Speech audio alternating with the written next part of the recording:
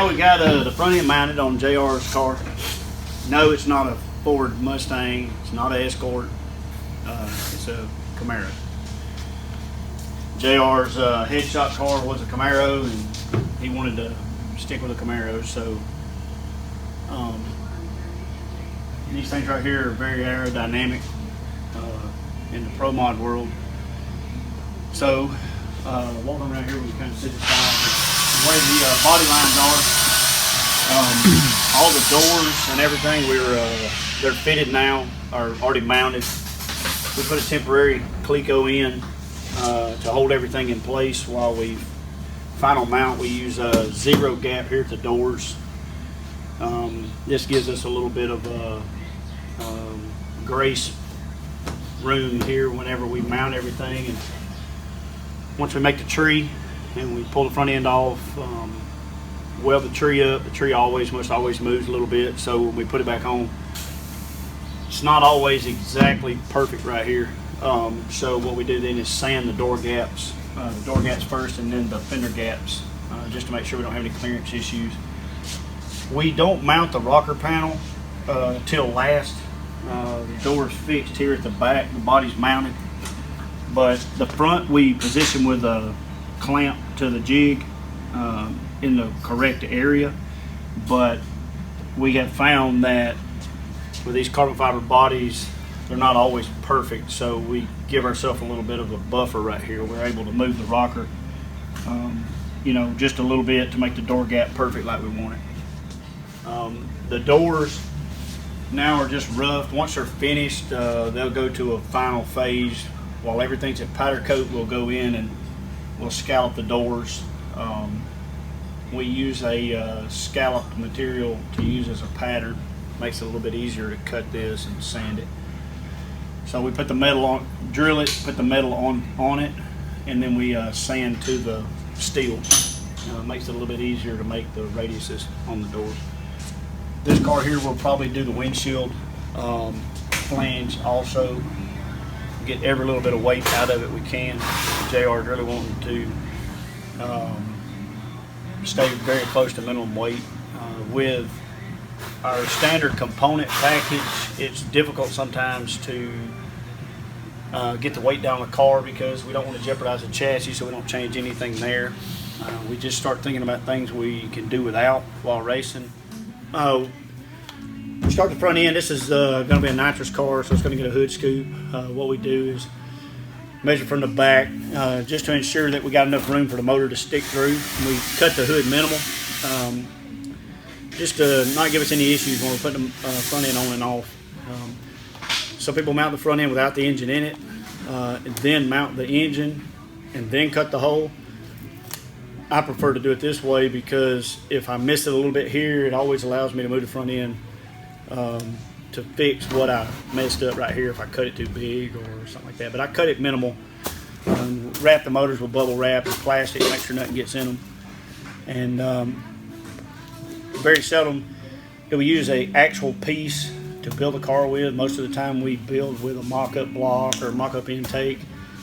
And normally when you put the new motor in it, the complete motor, we always have to make provisions. I prefer to do it this way with a complete motor. It's just a little bit more delicate situation. Make sure we don't get anything in the motor. So it's more cleanup.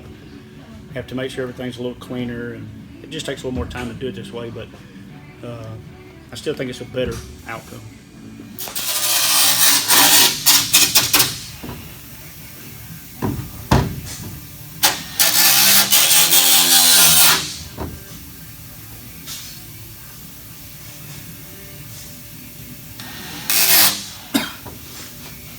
I figured this carbon like Corona, it says Carbona.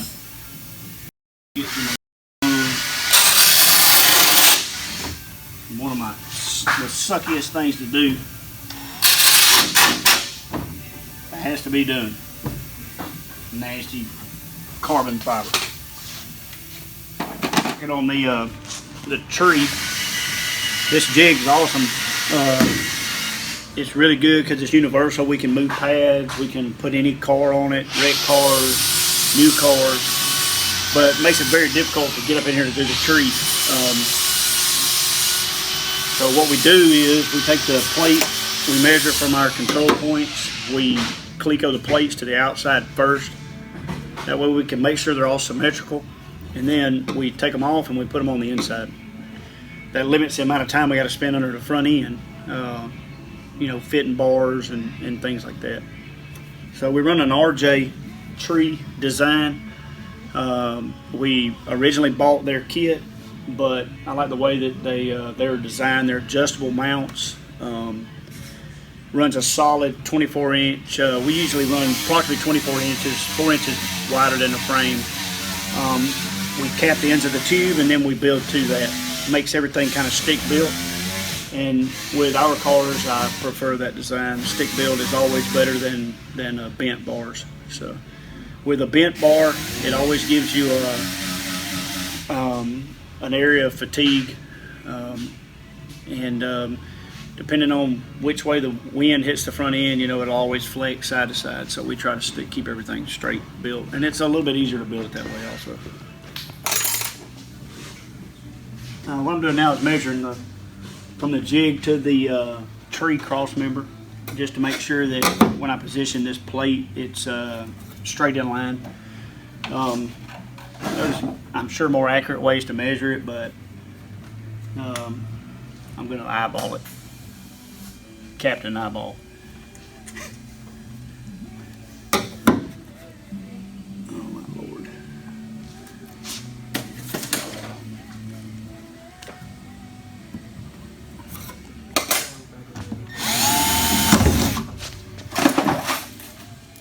I know JR's cringing up every time I drill his front end, but what I'm going to do to it ain't nothing to compare to what Stevie's going to do to his pistons.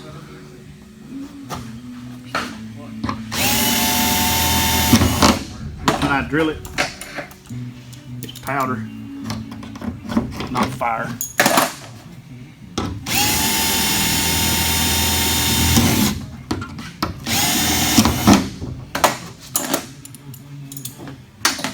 I'll leave that one there just so I can make sure the other side, once I mount it, is confirmed correct.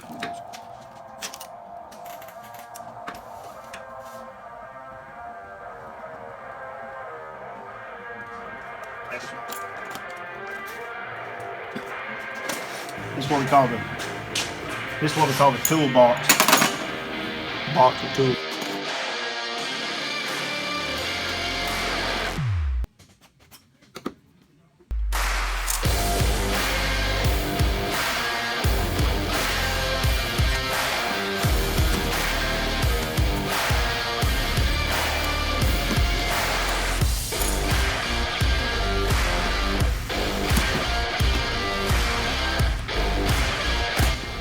Get carbon fiber because it wears out drill bits, but you push harder, it drills faster. This right here, I try to get these things vertical. I know that the frame rail is 22 inches wide, so if I work off a center and go 11 inches off center straight up, the bar should be vertical right at the top of the frame rail. So I'm going to add a couple inches there, so I'll make it 24 inches. And my 12-inch mark. And then once I get that marked, I'm going to work off of the body line. I'm going to assume that their body line is correct. It's 3 3/8. And of course, it's not correct. One's friggin' ½ inch off.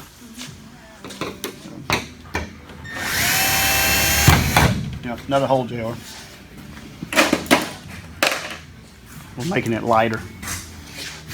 The more holes we put in it, the lighter it'll be. Weight rationalization.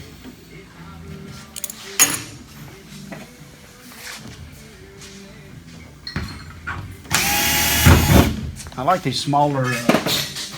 I like these smaller titanium plates. You know what? Some of the plates, different companies do them different ways. This is a McCamus plate design. I like to use them. They're smaller, so they're easier to conform to the hood. The RJ plates, the bigger plates are long. Well, RJ plates are kind of a 2x3 dimension. And sometimes it's hard to get it in there. You have to kind of bend it to fit the car. And these would seem a little easier. car that has a bunch of radiuses in the front end, it's well, we've got to use these because they're titanium, but I still like these better. You can turn it pretty much any way on there, and it seems to fit the front end a little bit easier. So we've got our reference mark. We're going to try to stay off of it the same. Let me find a dang body line that's correct or even close to correct. We're going to call that, get the tape measure to work, 6.5 inches. Or let me a reference. And actually, I got 2 inches. It's alright. I got spare. Again, I got my reference marks, but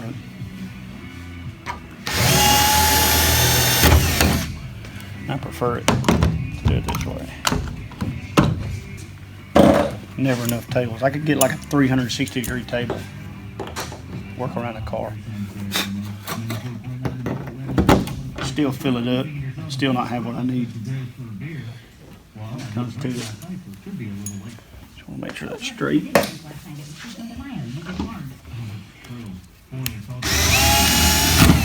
Again, we're going to get out into the flat area. Makes it so the plates conform to the hood a little better. Makes it easier also, and when you panel bond it to the bottom of the front end, and then you carbon it, doesn't have any voids, and lets the carbon, spread the load out a lot better.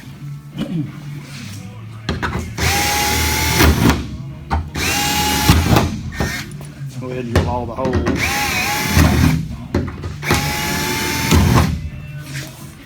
What we're going to do now, I'm going to get somebody to come help me. I'm going to put them underneath because it sucks getting underneath there. Y'all hear that? I'm going to put them underneath so we can swap the plates to the bottom side.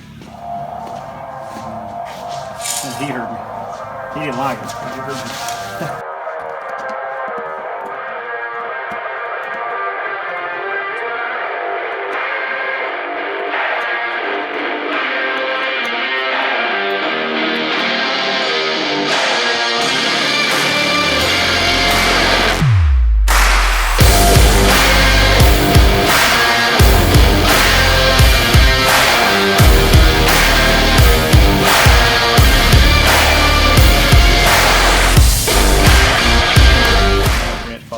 Because I know it sucked to get under there. When you build cars for a long time, your knees take a beating. This is not a play mat, this is a work mat. But it's mandatory for the old guys. A couple things you need when you get old. Pads for your knees, a light, and glasses.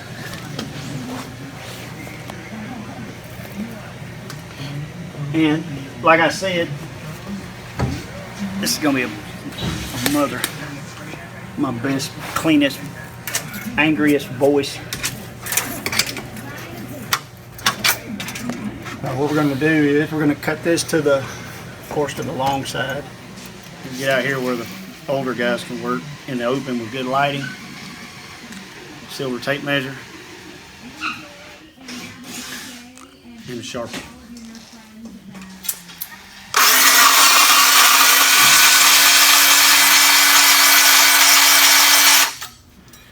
So Milwaukee comes out cordless, so we use everything Milwaukee. So I normally would cut that because I feel like it's going to be the same about better measure. Instead of measuring it, I'll use the pipe. Pretty much a little shorter than that.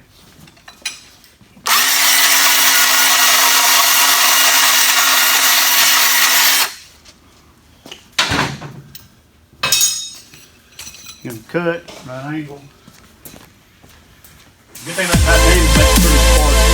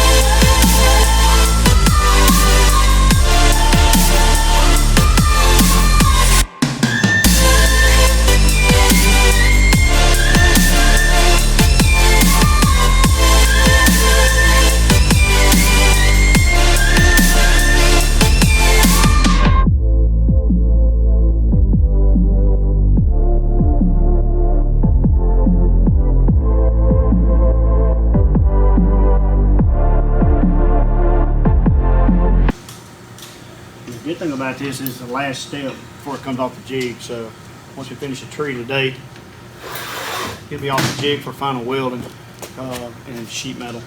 So it's going to be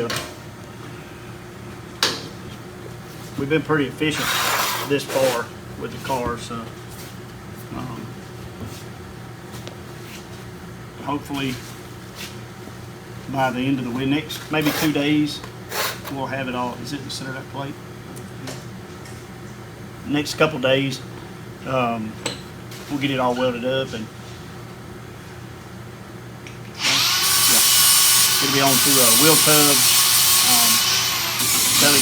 We'll complete weld it while it's upside down. We'll do the belly pans, these Zeus tabs for the belly pans, the channels for the belly pans, so that when it goes right side up, we don't have to flip it back over.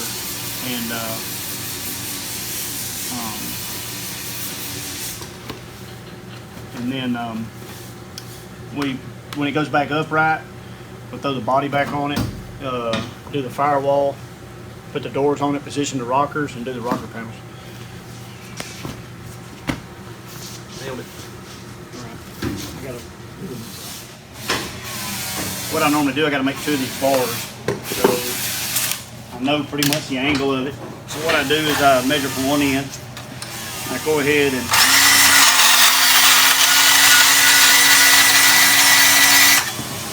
cut my bar, and it's already got the mating same end on it. And on this end of the tube, I just cut it straight off. Saves a little time.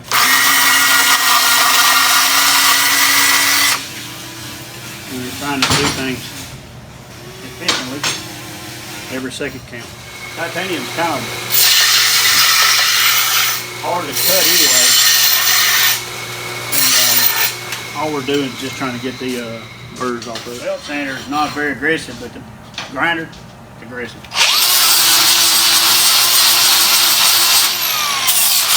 We need some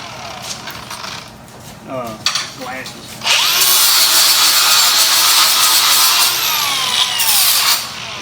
Stuff's popping by my ears.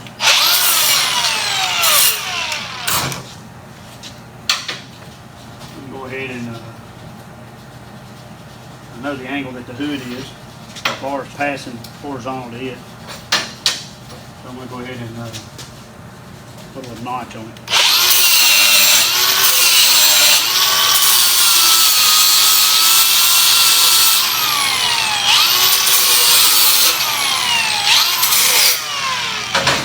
You want to notch it to where, you know, it fits really nice, and the titanium's a little bit easier to weld with because it feels a little easier. So we should try to make it tight as possible, because it burns up grinder wheels so bad. It generally takes a little bit longer.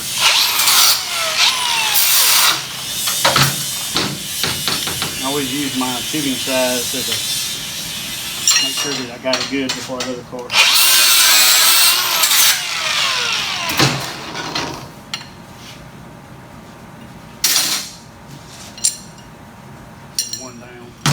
Just try to make them both the same on the end. And put me a little mark on it where I know where 0 is.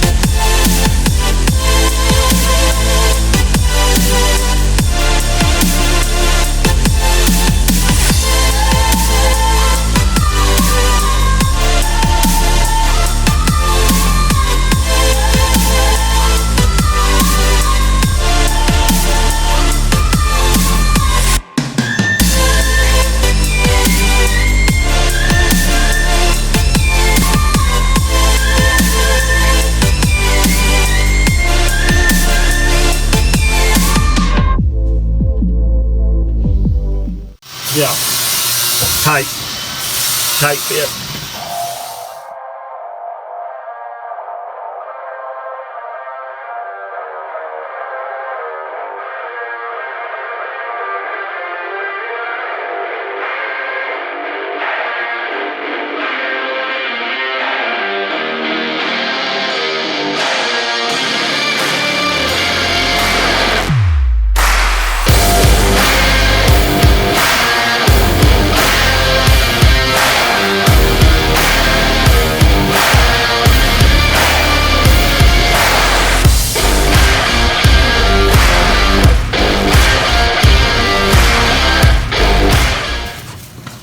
getting out of this joker with your damn hood on, that's for sure.